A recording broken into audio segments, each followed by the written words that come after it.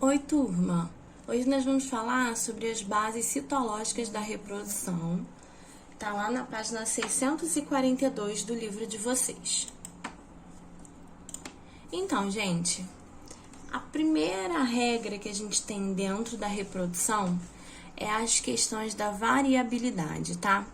A reprodução entre os seres vivos, ela é fundamental para garantir a vida e a perpetuação da espécie, com vínculos em seu material genético. A seleção natural, ela vai agir em cada geração, selecionando as características mais adaptáveis àquele momento. Aqui, ó, a gente tem um clássico exemplo da girafa. As girafas que tinham pescoço menores morreram e as girafas que tinham pescoços maiores conseguiram sobreviver devido à demanda do alimento, tá? Então, as que têm as características mais adaptáveis são as que sobrevivem e perpetua a sua espécie. Existem duas formas de reprodução, assexuada e sexuada, a gente já falou sobre isso. A assexuada gera maior quantidade de descendentes pelo espaço de tempo, é muito mais rápida. Porém, não tem diversidade entre os indivíduos. Todos os indivíduos são clones, tá? O desenvolvimento ele vai ocorrer por mitose das células do genitor. Mitose é quando as células se reproduzem iguaizinhas elas são, tá? Com todos os cromossomos. Aqui a gente tem como exemplo esponjas do mar, tá? Que são extremamente produtoras de reprodução assexuada. E aqui no lado B, nós temos espécies de cana-de-açúcar que foram plantadas em muda, que também é uma forma de clonagem, tá? De reprodução assexuada. A reprodução sexuada, ela é mais complexa e demorada, tem menor quantidade de descendentes, mas aumenta a diversidade entre as espécies e isso vai favorecer a adaptação, tá? E também vai estar ligada à produção de gametas a partir da meiose, quando as células sexuais levam apenas metade dos cromossomos, e a fecundação. Os gametas vão precisar se encontrar e fecundar para surgir um novo indivíduo. A diversificação dentro da espécie é a variabilidade genética intraespecífica. Quanto maior a variabilidade, maior a probabilidade de existirem indivíduos aptos a tolerar mudanças do ambiente, tá? Aqui, ó, a gente tem uma grande variabilidade acontecendo e aqui a gente tem uma baixa variabilidade, mas existem diversidades, tá? Mas a variabilidade está pequena. Inclusive, os pinguins, por mais que eles sejam parecidíssimos, né, uns com os outros, os filhotes sempre conseguem reconhecer os pais no meio deles, tá? A variabilidade genética ela existe porque cada ser vai carregar informações genéticas vindas da família através da hereditariedade, tá? Aí nós temos vários cães e aí a gente tem variações sobre o mesmo tema. A gente tem vários cães aqui diferentes, mas todos eles são cães. E eles são diferentes por conta da hereditariedade, da família de onde eles vêm. O gameta, tanto masculino quanto feminino, ele funciona como um pacote de informações genéticas, aonde o indivíduo vai transferir para essa geração seguinte durante a fecundação. Então, nós temos duas pessoas diferentes que liberam os gametas, masculino e feminino, que fecundam e formam um zigoto. A partir desse zigoto, a gente tem um embrião novo, com metade da informação genética que vem do pai, metade da informação genética que vem da mãe. O embrião, ele pode possuir reserva energética, ou ele pode ter a nutrição garantida pelos pais, tá? Exemplos de reserva energética: sementes, ovos, tá? Exemplo de nutrição garantida pelos pais, os bebês, por exemplo. Existem ciclos de vidas diferentes para o tipo de seres vivos, tá? Os animais, eles vão ser diploides, ou seja, vai ter um número completo de cromossomo, que a gente chama de 2N. e vão produzir gametas haploides, um N só, metade da quantidade dos cromossomos. A fecundação desses gametas vai produzir o zigoto, que é diploide.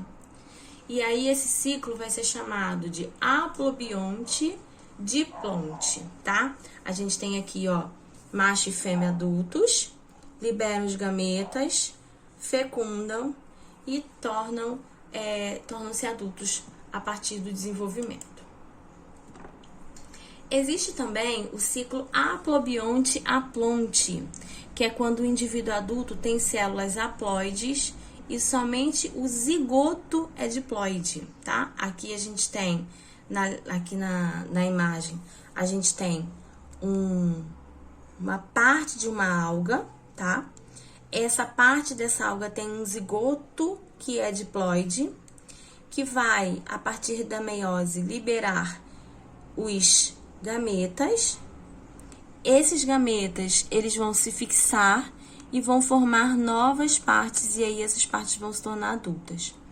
Só que tudo isso aqui vai ser haploide, ou seja, vai ter metade das características que ele deveria ter só, tá? Metade dos cromossomos. Somente o zigoto que vai ser diploide, tendo a quantidade de cromossomos completa. E existe também o ciclo diplobionte, que é quando o indivíduo adulto vai possuir células diploides e o indivíduo bem menor vai possuir células haploides. Como exemplo, a gente tem a samambaia. A samambaia é um indivíduo adulto. Ela tem células 2N, tá? Ela libera esporos que vão criar esses protalos, que vão ser essas pequenas plantinhas em formato de coração. Esse ser vai ser haploide e vai liberar gametas masculinos e femininos que vão se fecundar e formar um novo indivíduo adulto. A gametogênese, ela ocorre nas células germinativas que ficam nas gônadas, tá? Existem características sexuais primárias e secundárias, onde fica o dimorfismo sexual. A meiose, ela é fundamental na gametogênese, pois é quando vão se originar as células haploides. Essas células haploides só se originam através da meiose, tá, gente?